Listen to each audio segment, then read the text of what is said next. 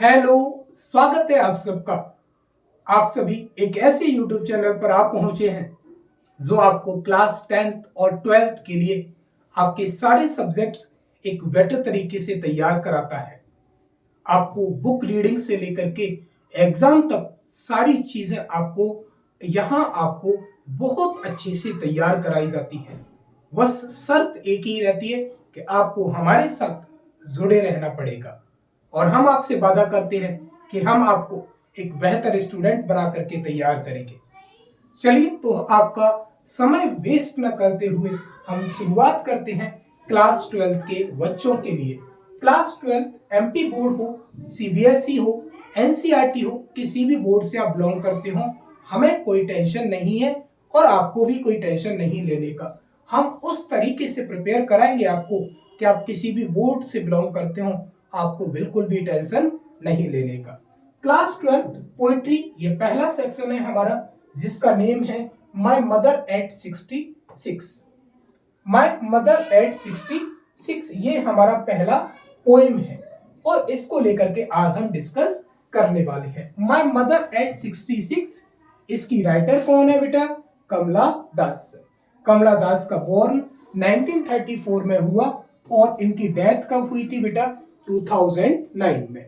बास born in Malabar Kerala. जिनका जन्म कहाँ हुआ था बेटा? केरला के मलावर में इनका जन्म हुआ था। सी इज रिकॉग्नाइज्ड। रिकॉग्नाइज्ड का मतलब होता है बेटा जाने जाना, ख्याति प्राप्त होना, as one of India's foremost poets. और इनको किसमें काउंट किया जाता है? फॉरमोस्ट का मतलब होता है बेटा प्रमुख, फेमस जिसको बोलते हैं आप, तो इन्हें इंडिया के फेमस कवियों में या प्रमुख कवियों में काउंट किया जाता है।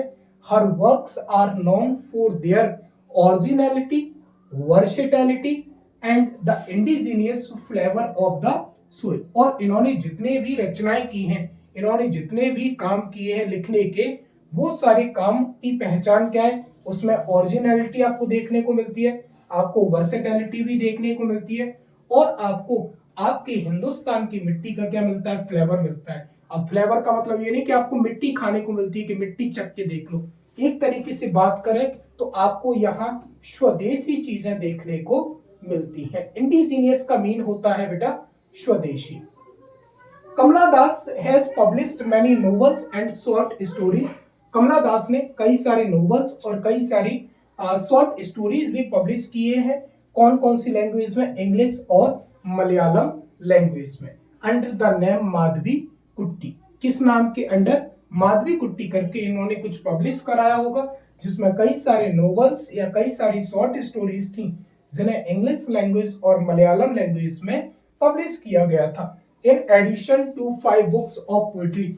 और इसके अलावा बेटा इन्होंने पोइट्री की 5 क्या लिखी थी? बुक्स भी लिखी थी। कमला दास एक सेंसिटिव राइटर है बेटा, who captures the complex subtleties of human relationships in lyrical idiom। Complex का मतलब आप समझते हैं जटिल, सबल्टीज का मतलब होता है सूक्ष्म, छोटी से छोटी, ह्यूमन रिलेशनशिप्स मानव संबंधों की, मतलब मानव संबंधों की से जुड़ी हुई जो छोटी से छोटी जो चीज जो होती है उसे भी ये किसमें कैप्चर करती हैं? लिरिकल ईडियम में उसको क्या करती हैं? कैप्चर करती हैं। और इसी चीज का एग्जाम्पल इन्होंने क्या दिया है? My mother eight 66। My mother eight 66 human relationship का क्या है? लिरिकल ईडियम है। क्या है? Lyrical idiom. आगे पढ़ोगे तो बिफोर यू रीड आपको यहाँ पढ़ने को मिलेगा ageing is a natural process. मतलब जो बुढ़ापा जो होता है वो एक नेचुरल प्रोसेस है।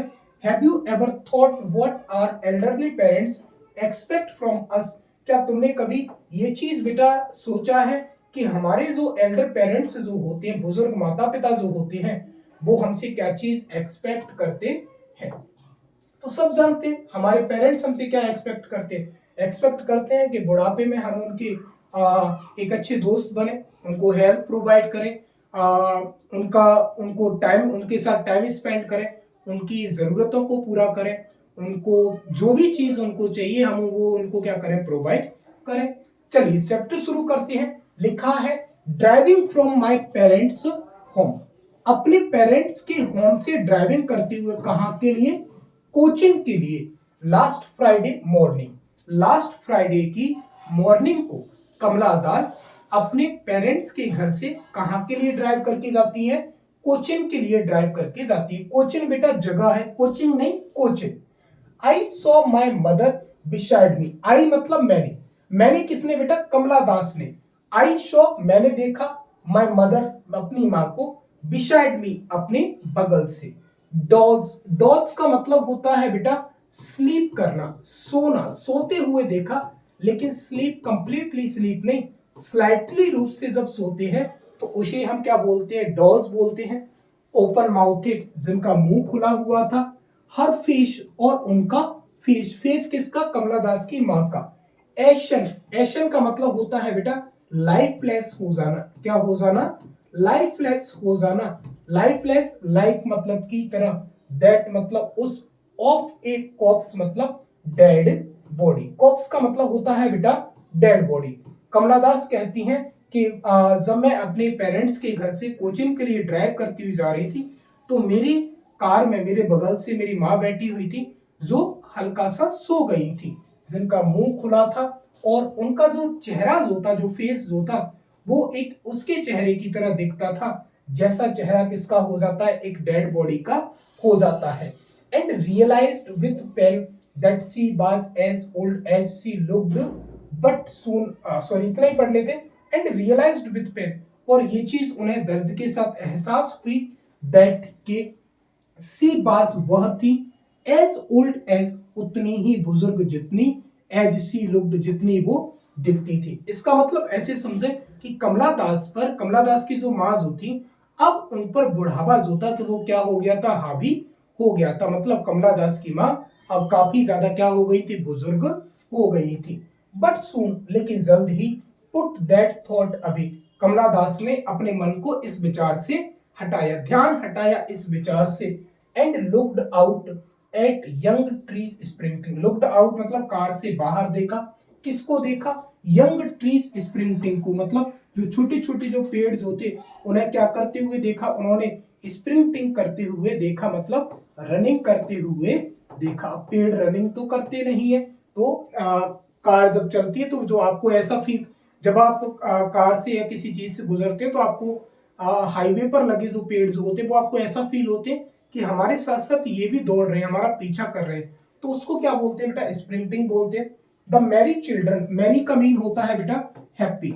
The happy children, merry children, splinting out, spring out, spring out का मतलब होता है बेटा रशिंग आउट। रशिंग आउट का मीन होता है बेटा दौड़कर बाहर आना। रशिंग आउट का मीन क्या है बेटा?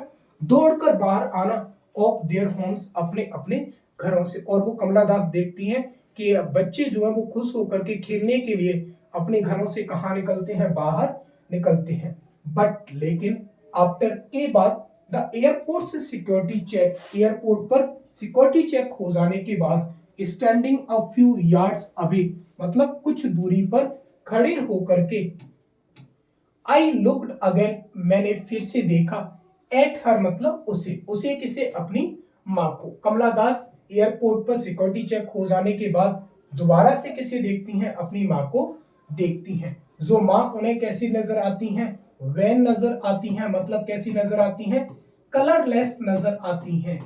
कलरलेस जिसे आप बोलते हैं जर्द, क्या बोलते हैं? जर्द। एंड पेल, और कैसी नजर आती हैं? पीली नजर आती हैं। एज जैसे कि अ लेट विंटर्स मून, जैसा जर्द कौन होता है? लेट विंटर्स मून होता है। सर्दियों में आप चंद्रमा को देखना आपको इतना साफ नजर नहीं आता, क्योंकि आसमान में क्या होता है बेटा? फॉग और मिस्ट होता है। फॉग मिस्ट होने की वजह से चंद्रमा जैसे सब क्लियर नहीं दिख पाता। कुछ वैसी ही हालत अब किसकी थी? उसकी माँ की थी। And felt that old familiar एक, एक का मतलब होता है बेटा पेन, दर्द। और अब उन्हें अपना वो पुराना दर्द एहसास हुआ। माई चाइल्डहुड्स फियर, ये उनका क्या था? बचपन का डर था। बट ऑल आई सेड, लेकिन मैंने जो कुछ भी कहा वो बस क्या था? सी यू सून अम्मा। ये उन्होंने, ये उनके क्या थे? पार्टिंग वर्ड्स थे। ये उनके क्या थे? पार्टिंग वर्ड्स, आखिरी शब्द थे उनके। All I did was smile and smile and smile, और बस मैं मुस्कुराती रही, मुस्कुराती रही और मुस्कुराती रही। तो इसका मतलब ये है कि कमला दास को लास्ट में फिर से अपनी माँ के बारे में सोचना पड़ता है, लेकिन वो अपने इमोशंस पर कंट्रोल करके अपनी माँ को आखिर में क्या बोलती है, सी यू सून, अम्मा बोलती हैं, जिसका एक ऐसी होप वो देती है अपनी माँ को कि वो दोबारा से क्या मिलेंगे, फिर मिलेंगे। और बस वो अपने इमोशंस पर कंट्रोल करके मुस्कुराती रहती हैं और मुस्कुराती रहती हैं। तो ये हमारी एक प्यारी सी पोइम थी जो आपको ठीक से पढ़ना है। सिर्फ स्माइल, स्माइल और फिर से स्माइल, 3 बार स्माइल वर्ड का यूज हुआ है, इसीलिए यहाँ पर बेटा ये क्या है, रिपीटेशन नाउन है। कमला दास के फेस को कंपेयर किससे किया गया है बेटा, लेट विंटर्स मून से किया गया है। और जब बेटा कंपैरिजन करने के लिए, कंपैरिजन करने के लिए जब हम किसका यूज करते हैं, या तो लाइक का यूज करते हैं या किसका यूज करते हैं, एज का यूज करते हैं, तो बेटा वो कौन सा फिगर ऑफ स्पीच होता है, शिमली फिगर ऑफ स्पीच होता है। तो यहाँ पर ये रिपीटिशन है, लेकिन यहाँ पर ये क्या है, शिमली है। तो ये छोटी छोटी सी और अच्छी बातें आपको याद रखनी है। दो वर्ड मीनिंग, स्प्रिंटिंग का मतलब क्या होता है, शॉर्ट फास्ट रेस या रनिंग, और वैन का मीन क्या होता है बेटा, कलरलेस होता है। थैंक यू सो मच हमारे साथ जुड़ने के लिए, बहुत बहुत धन्यवाद आप सबका। अगर अच्छा लगे आपको कंटेंट तो सब्सक्राइब जरूर करिएगा, और हाँ, दूसरों तक इसको जरूर पहुंचाना। इसके लिए आपका बहुत बहुत धन्यवाद। Thank you so much. जय हिंद, जय भारत। मिलते हैं अगली क्लास में।